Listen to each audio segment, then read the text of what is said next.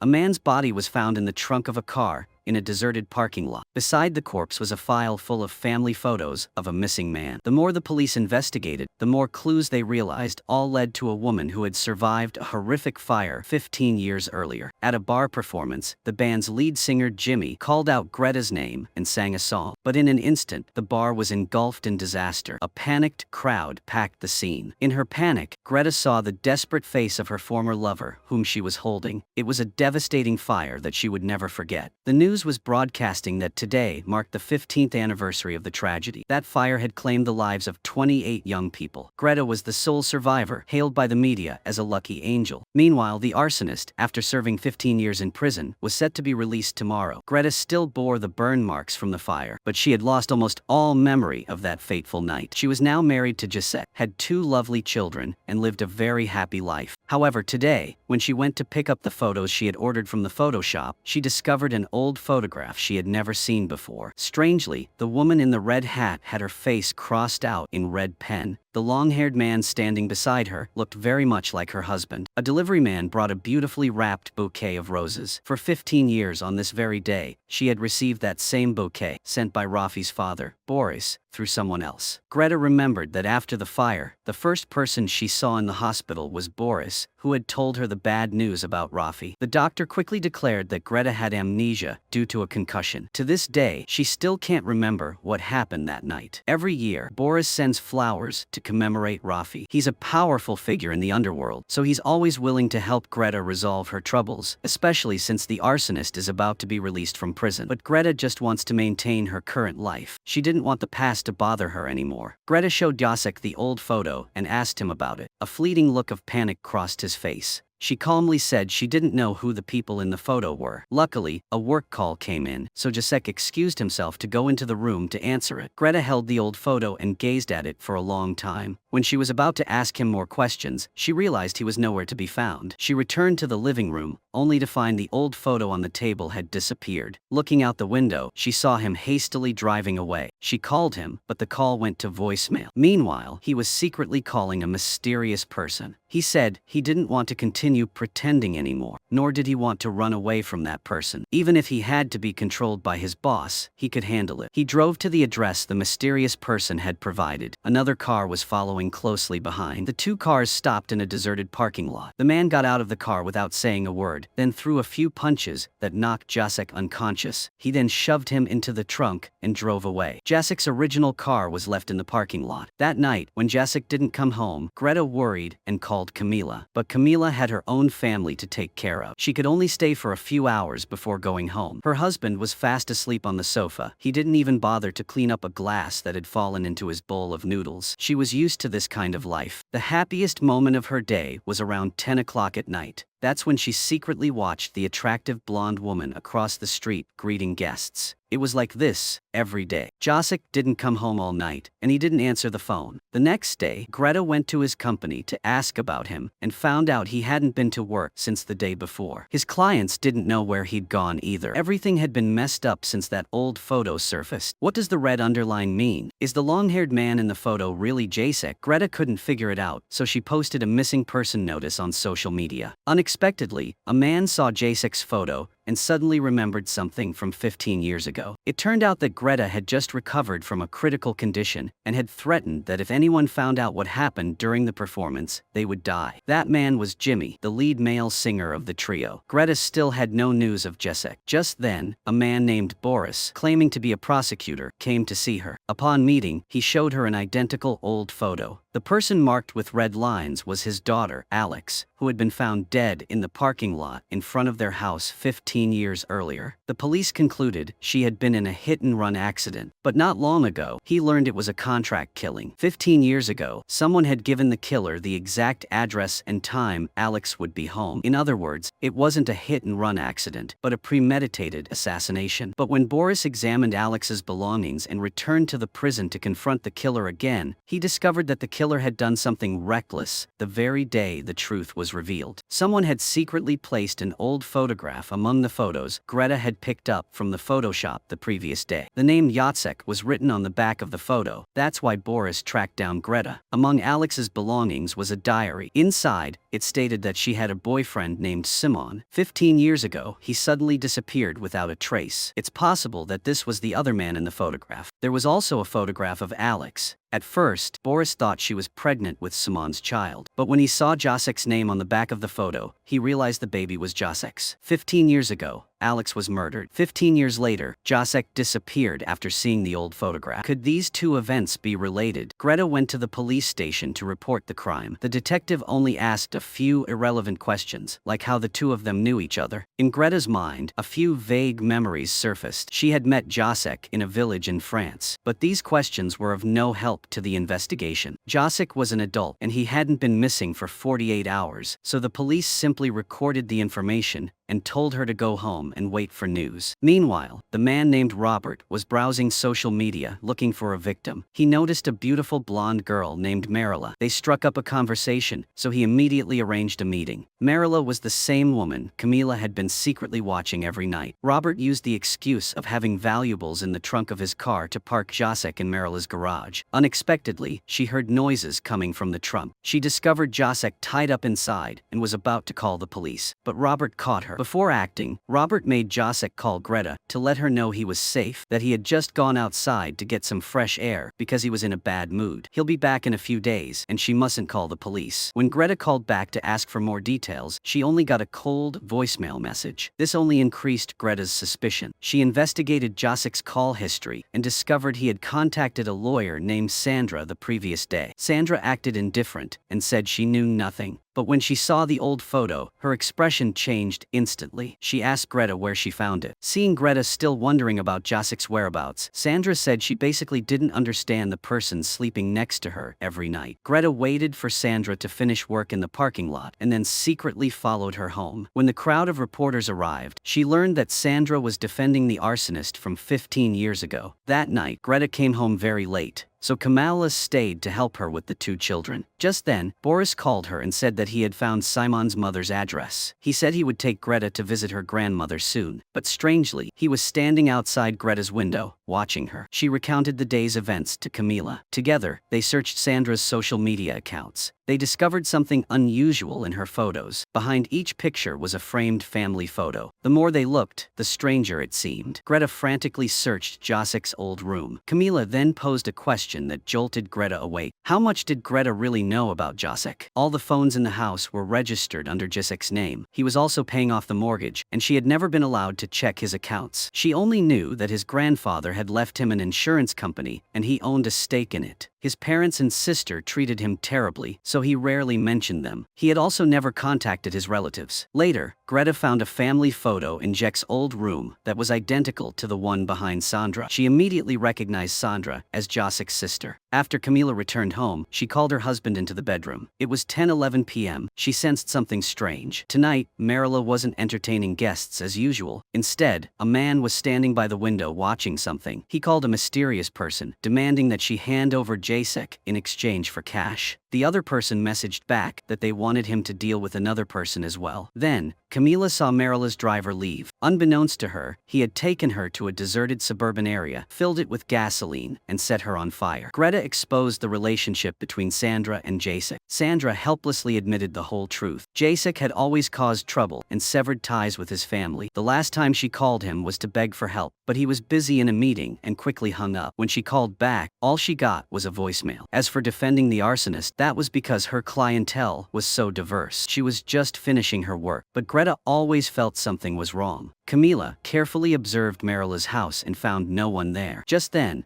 Camila received a call from Greta, saying that she had discovered Jacek was in contact with Justina, a female member of the Independent Council, but she had been murdered 2 weeks ago. The police had recorded Jacek talking to her on the phone for 18 minutes. Greta compared the old photo and discovered that Justina had also been a member of the band. Tomek's assistant investigated Jacek's license plate. Surveillance cameras at a remote shopping mall recorded his car around 10 o'clock on the night of the disappearance. The police informed Greta that, based on that, Jacek was most likely looking for someone. After she left the police station, Boris followed closely behind her. They both went to a photo shop, pretending to ask the staff about developing photos. They both questioned who had put the old photo in Greta's photo bag. The officer looked at Boris's expression and stammered that he knew nothing. From his expression, it was clear he was lying. At this point, Camila sensed something was wrong. Robert had entered Marilla's house again, so Camila immediately called the police. Robert also realized he was being followed. The police quickly arrived to investigate. Robert pretended to be the homeowner and opened the door, but everyone knew Marilla lived alone. Strange noises coming from the bathtub upstairs, allegedly from Jacek, aroused suspicion in the police. An officer drew his gun to subdue Robert, but ultimately the officer was killed. The detective also discovered another missing person. Let's call him number 1. This person had a prior record of armed robbery. CCTV footage showed Jacek and this person on the same day, along the same route,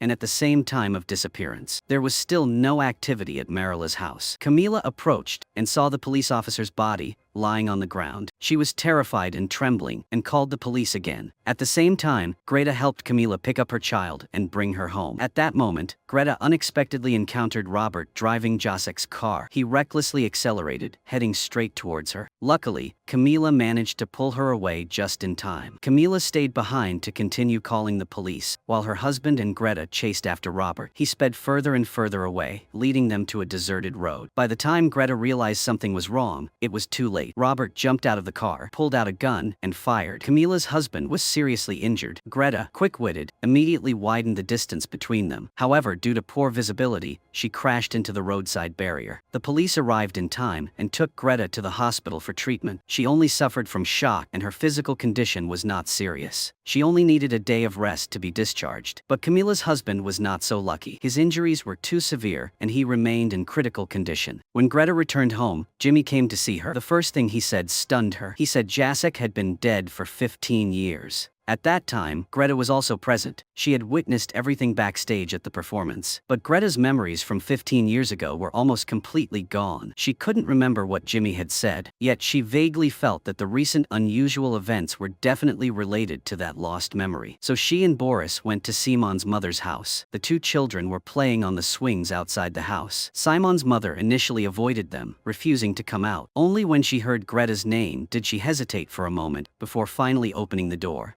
According to her, Simon had been abroad for a long time and hadn't been home. She also insisted that she didn't know the 4 people in the old photograph. She followed Greta's gaze. Seeing the 2 children playing on the swings, a strange smile briefly appeared on her face. But she quickly suppressed her emotions, hurriedly went back inside, and locked the door. The arsonist, with the help of a lawyer, was finally brought to justice. Facing questioning and criticism from the press, he announced he would hold a press conference to reveal the truth about the fire that happened 15 years ago. As Greta stepped out the door, she was harassed by a vagrant who mentioned the names of her 2 children. She immediately sensed something was wrong. She wanted to chase after him to clarify things, but he ran away quickly. As he crossed the street, he held up a school bag in his hand. It was exactly the same style as her daughter's. Could the children have been kidnapped? Greta rushed to the school. Her son was still quietly studying in class. Her daughter was exercising on the playground, and her school bag was untouched. Just then, Greta received a threatening phone call telling her not to continue investigating Jacek. Otherwise, the next time, things wouldn't stop at threats. She recounted everything to Carl. He suggested increasing patrols around the school. But when he spoke into the walkie-talkie, the signal was abnormal. He quickly realized something was wrong. After searching the house, he unexpectedly discovered 2 listening devices hidden in a corner. The devices weren't very sophisticated, only capable of receiving signals within a 30-meter range. Greta couldn't guess who had installed the listening devices. What exactly did that person want to hear? Carol sent more people to guard the area. The police tracked down the missing victim's car and found it parked in a secluded parking lot. The victim's body was found in the trunk, already stiff. A thick stack of family photos of Jacek lay at his feet. The police used Camila's description to create a composite sketch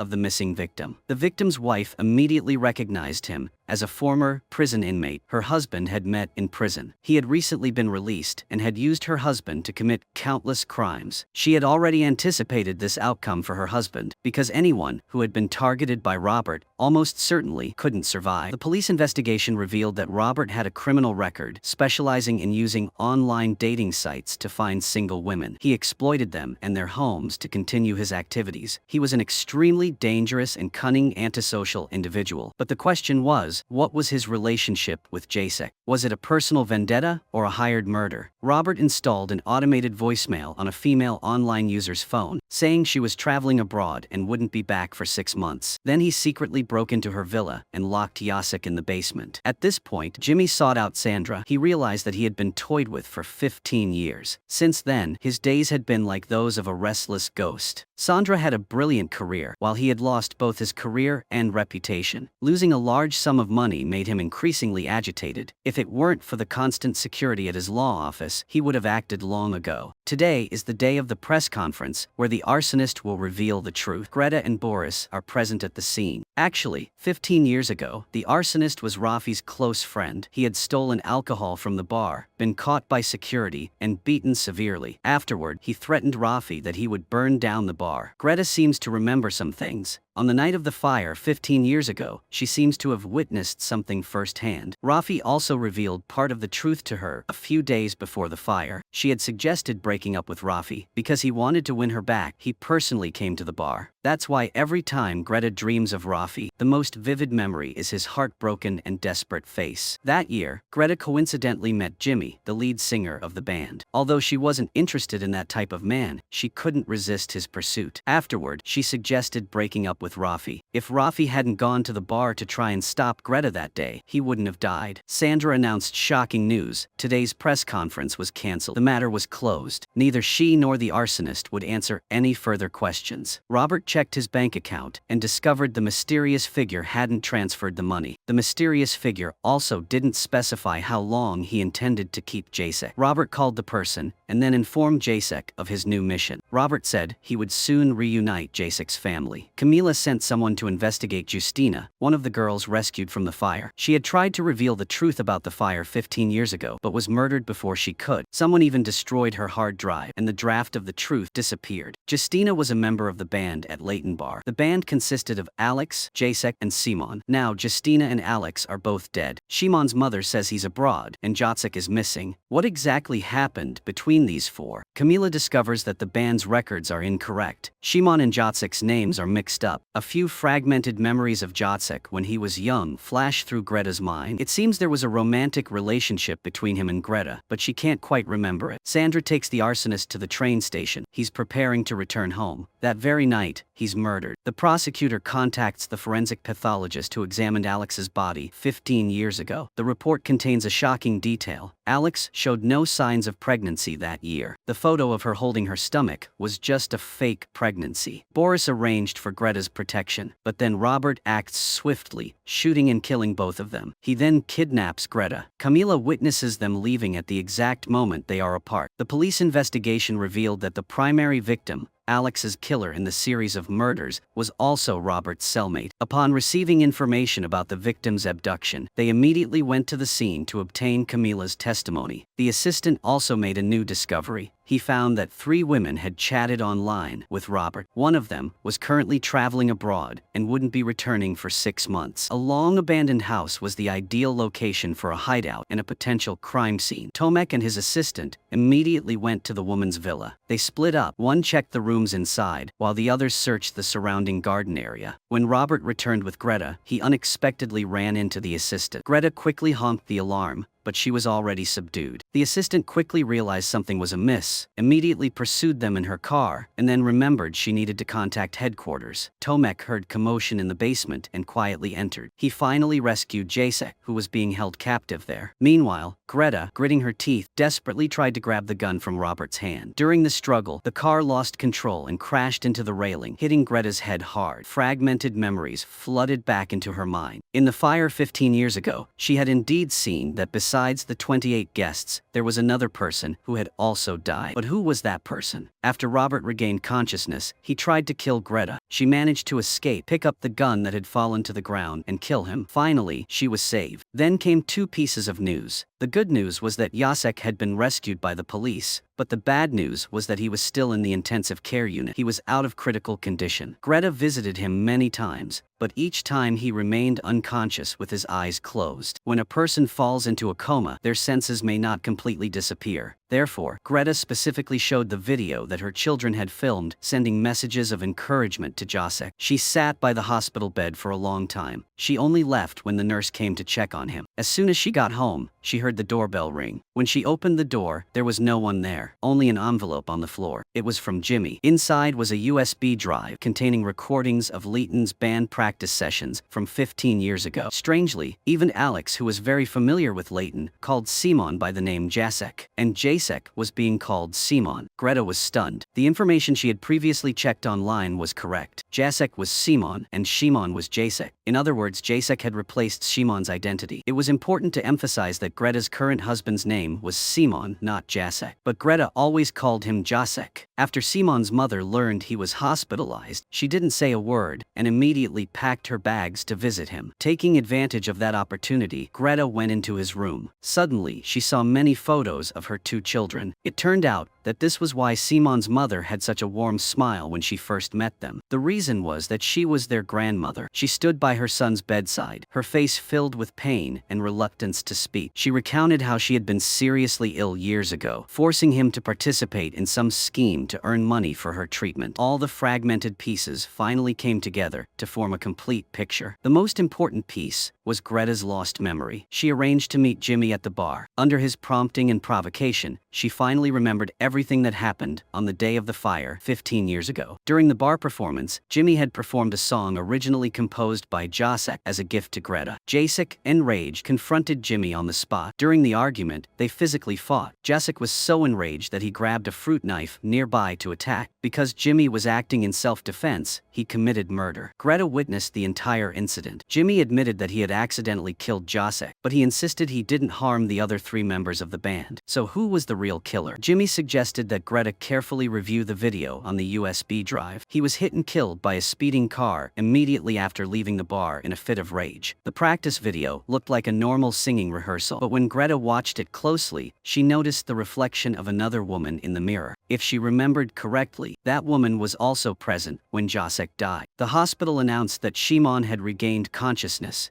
He confessed his mistake 15 years ago. He was too young then, unable to provide for his mother, who needed money for medical treatment. After Jacek's death, according to the inheritance, the songs he composed would go to his father. This would bring in a considerable amount of royalties. Sandra was Jacek's older sister. The two had never gotten along well with their family, so she secretly collaborated with Simon. They concealed the truth, allowing him to change his name and live under Jacek's name. The condition was that he would be paid a large sum of money. This money would both cover his mother's medical expenses and ensure a comfortable life afterward. The fire caused Greta to lose many memories. She didn't remember ever loving Simon. She even forgot his existence. Their subsequent encounter in France wasn't accidental. He had been searching for her. After recounting everything, he closed his eyes. Despite the medical staff's best efforts to save him, they couldn't. Before dying, he let go of all the secrets he had kept hidden in his heart, as if he had no regrets. After that, he left his loved ones forever. Greta went to see Sandra one last time. The whole truth was finally pieced together. 15 years earlier, Jimmy had stolen Jacek's work. During their altercation, Jimmy accidentally killed him. Sandra exploited Jimmy's guilt towards Jacek to easily reclaim the copyrights to her brother's songs. This is also why Jimmy told Greta that Jacek had died 15 years ago. After Simon replaced Jacek's identity, everything was fine until he saw the old photo that Greta brought out. He couldn't continue deceiving his family with a false identity anymore. So that night he called Sandra to tell her the whole truth. She arranged to meet him somewhere and then ordered Robert to kidnap him. The police found the first victim's car in the parking lot where Simon was kidnapped. This was because Robert had ordered the first victim to investigate Simon. Then he killed the victim to silence him. He then drove the victim's car to follow Simon.